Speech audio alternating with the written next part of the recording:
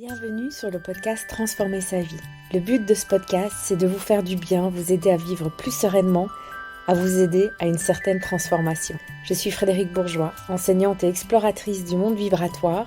Je suis passionnée par la loi de l'attraction, l'intuition, la vibration et la libération de nos résistances inconscientes.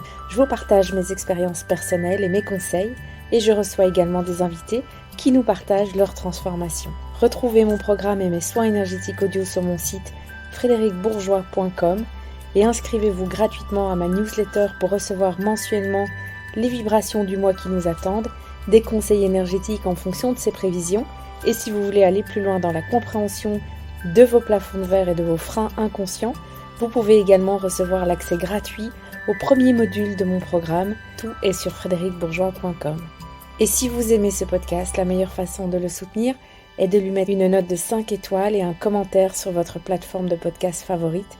Vous permettrez ainsi à d'autres personnes de le découvrir plus facilement. Je vous en remercie profondément et vous souhaite une bonne écoute. Bonjour à tous, j'espère que vous allez bien. Je suis heureuse de vous retrouver pour vous parler d'intuition et plus précisément les manières dont l'intuition se manifeste dans notre quotidien.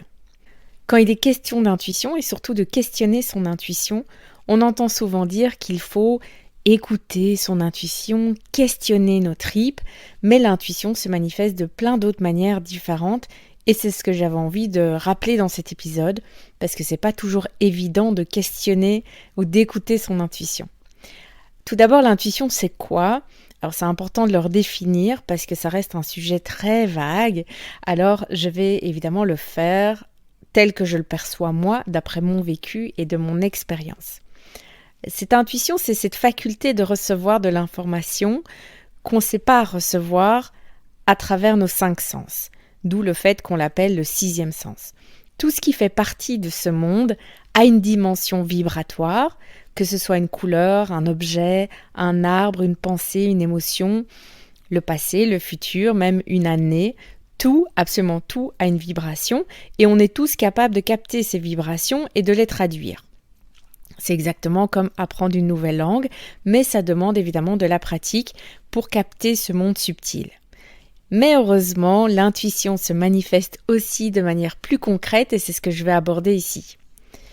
La toute première manière dont l'intuition peut se manifester, c'est à travers des ressentis physiques. L'intuition a souvent des racines dans le corps. Donc on peut avoir des sensations physiques telles que des papillons dans l'estomac, des frissons dans la colonne vertébrale, une sensation de tension dans la poitrine, qui vont agir comme des indicateurs intuitifs. Ces réponses corporelles peuvent être des signaux subconscients qui nous alertent sur une situation, une personne ou une décision. Par exemple, une personne qui entre dans une salle pleine d'inconnus, si elle ressent soudainement une tension dans la poitrine, ça pourrait être une manifestation intuitive qui lui signale que quelque chose dans cette situation mérite son attention. Alors, cette réaction physique peut l'inciter du coup à être consciente de son environnement et à évaluer la situation avec une attention plus particulière.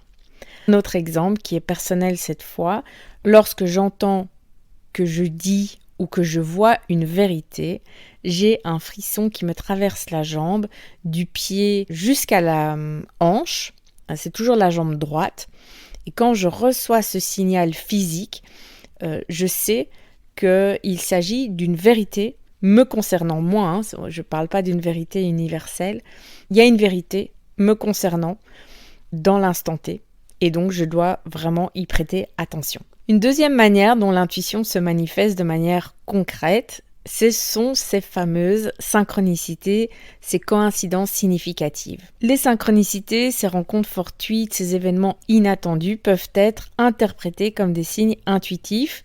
Certaines personnes voient ces coïncidences comme des guides mystiques, les utilisant un peu comme des repères dans leur cheminement personnel. Quand ça arrive, on est certain que ces coïncidences sont des réelles intuitions parce que lorsqu'elles apparaissent, on a cette sensation que le monde extérieur reflète juste nos pensées. D'ailleurs, souvent quand ça arrive, on n'est pas super étonné. Ça, c'est aussi un signe que cette synchronicité, cette coïncidence est une réelle intuition.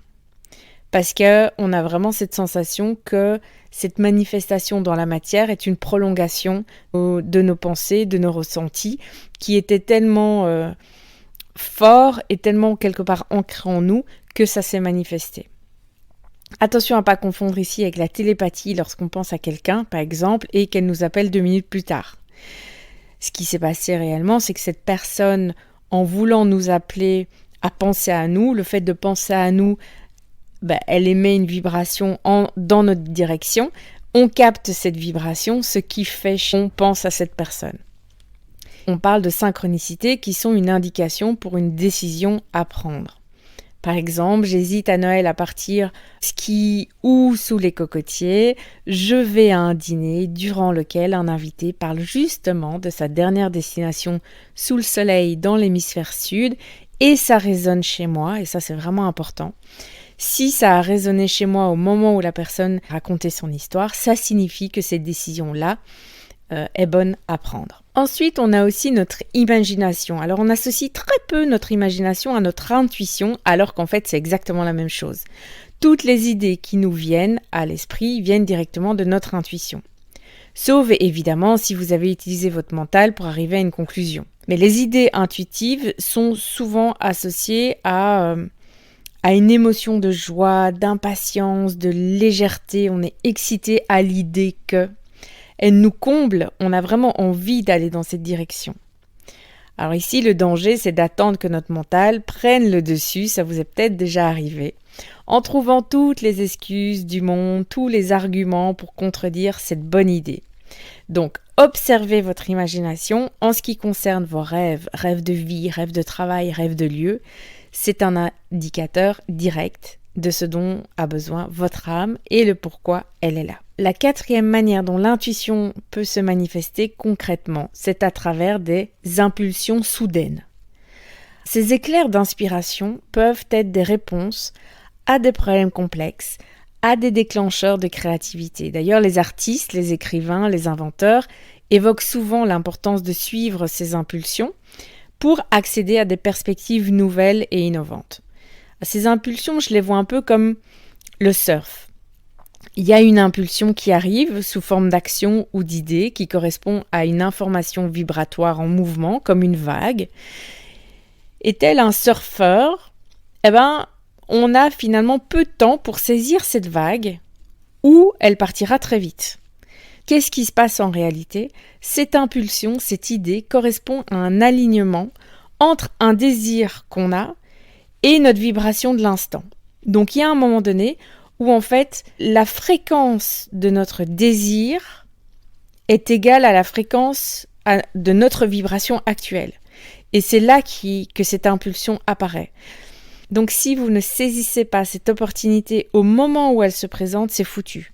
C'est trop tard, l'alignement n'est plus là.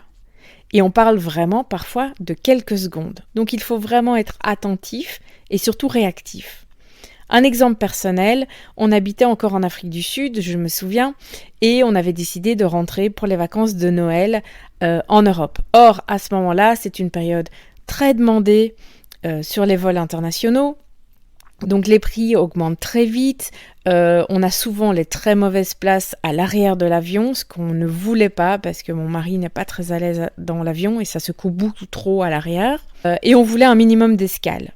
Donc il fallait privilégier une grande ville proche de Bruxelles comme Paris ou Francfort, à la limite Londres, mais on voulait vraiment se limiter à ça et on ne trouvait pas. Donc j'avais un petit peu la pression quand même avec les dates qui avancent, ces avions qui se remplissent, mais à chaque fois que j'allais voir, les prix restaient exorbitants, très peu de place dans les avions. On en était même arrivé à avoir l'idée d'annuler en fait cet aller-retour. Jusqu'à un soir où on est devant la télé, bien dans le canapé, à fond dans le film qui était très chouette. Je ne sais pas pourquoi, à ce moment-là, et une impulsion d'aller me mettre derrière mon écran d'ordinateur pour aller vérifier les billets d'avion. Et je l'ai fait, heureusement, je l'ai fait dans la seconde. Je me suis levée, j'ai demandé à mon mari de mettre sur pause. Je suis allée sur un des sites, un peu au hasard.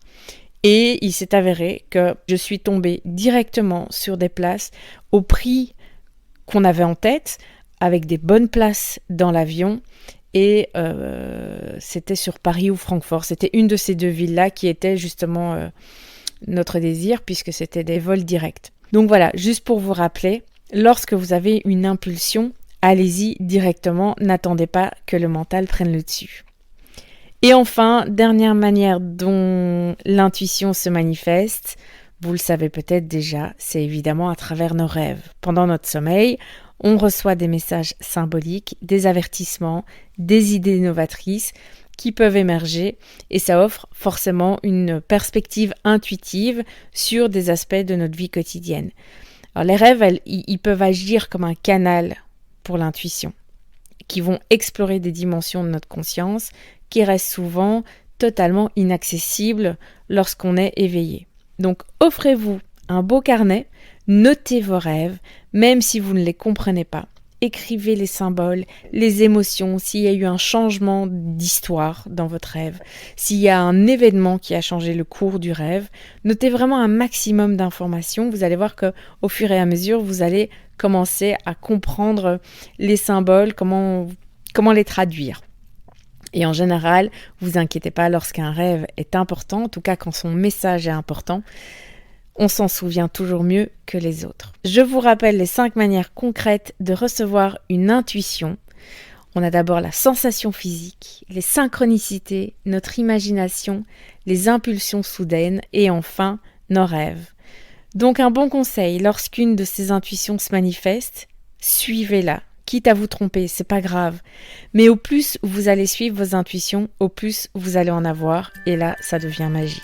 Je vous le souhaite en tout cas. Je vous souhaite une belle journée ou une bonne soirée et je vous dis à très vite et je vous embrasse.